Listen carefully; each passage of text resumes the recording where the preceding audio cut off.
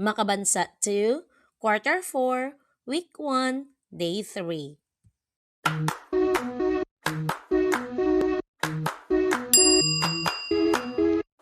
Hello, welcome to my YouTube channel. This is Chell. Please share, like, and subscribe. Thank you. Makabansa 2, Quarter 4, Week 1, Day 3. Aspeto ng pakikipagkapwa. Kasanayang pampagkatuto na ipapaliwanag ang konsepto ng pakikipagkapwa at pakikibahagi sa komunidad.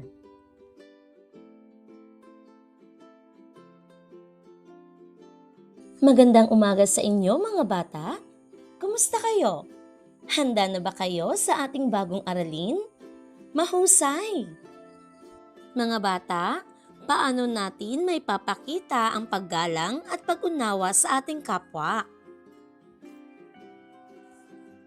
Maipapakita natin ang ating pag-unawa sa ating kapwa sa pamamagitan ng pakikinig ng mabuti kapag may nagsasalita. Hindi panghuhusga sa iba batay sa kanilang paniniwala, kasarian o estado sa buhay. At paggamit ng magagalang na pananalita tulad ng po at opo.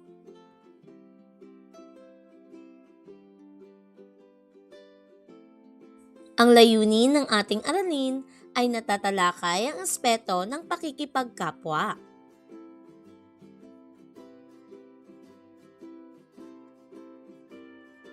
Alam niyo ba ang ibig sabihin ng salitang pakikipagkapwa?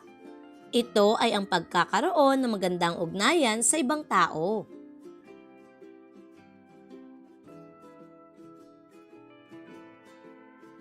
Grade 2, meron tayong mga jumble words na makikita rito. Ayusin natin ang mga titik upang mabuo ang tamang salita.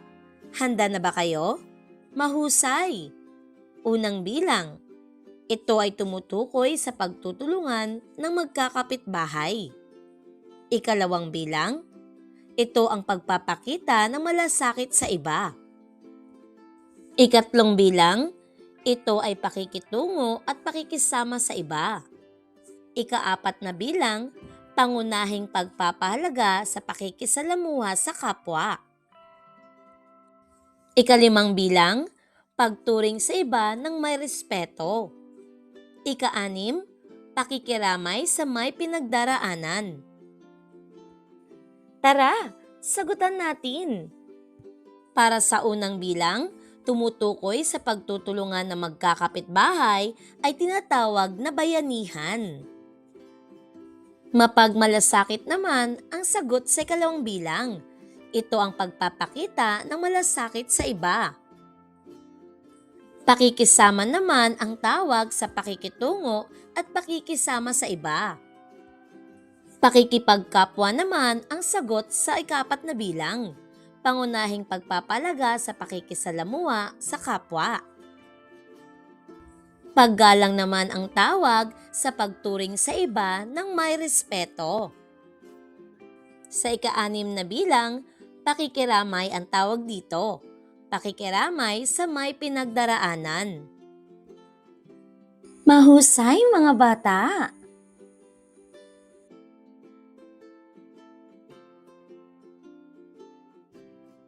Mga bata, magbigay kayo ng halimbawa ng pagpapakita ng pakikiramay sa kapwa. At paano ipapakita ang patas na pagtingin sa ating kapwa.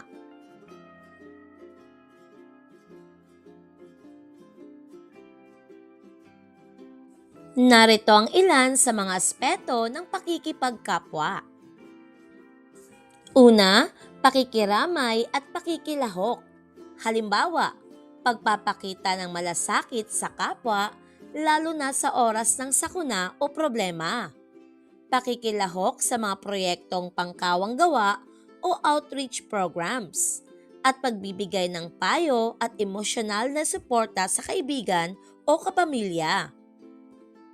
Ikalawa, katapatan at katarungan. Halimbawa, pagiging tapat sa pakikitungo sa iba, pagsunod sa mga patakaran at batas na nagpapakita ng respeto sa karapatan ng iba, at pagpapakita ng patas sa pagtingin sa lahat ng tao. Ikatlo, pagpapahalaga sa kapayapaan at pagkakaisa. Halimbawa, pagtuturo ng tamang asal at pagiging mabuting halimbawa. Pag-iwas sa tsismis at paninira ng iba. Pagpapatawad at pag-unawa sa pagkakamali ng iba. Ang mga ito ay ilan lamang sa mga konkretong paraan kung paano natin maaaring isabuhay ang pakikipagkapwa-tao. Sa pamamagitan ng pagiging mabuti at makatarungan sa ating pakikitungo sa iba, nakakatulong tayo sa pagbuo ng isang mas mapayapa at maunlad na lipunan.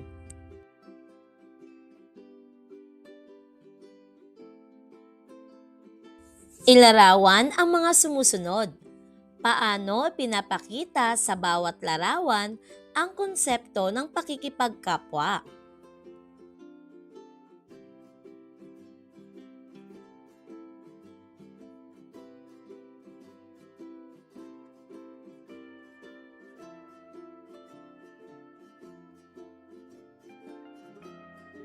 Thumbs up or thumbs down?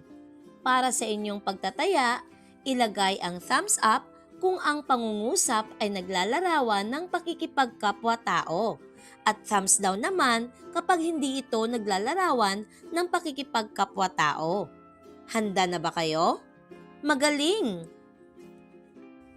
Unang bilang, ang pakipagtsismisan sa kapitbahay ng walang humpay ay nakakabuti. Ikalawang bilang, pagbibigay ng mga lumang laruan sa mga batang nangangailangan. Ikatlong bilang, pakikilahok sa isang pag-aaral ng Biblia ng mga bata. Ikaapat na bilang, pakikisali sa mga away o gulo ng mga bata sa kanto. Ikalimang bilang, pagpapatawad at pag-unawa sa pagkakamali ng iyong kaklase. Ngayon mga bata, dito nagtatapos ang ating aralin. Nawa po ay mayroon kayong natutunan sa araw na ito. Salamat! Bye!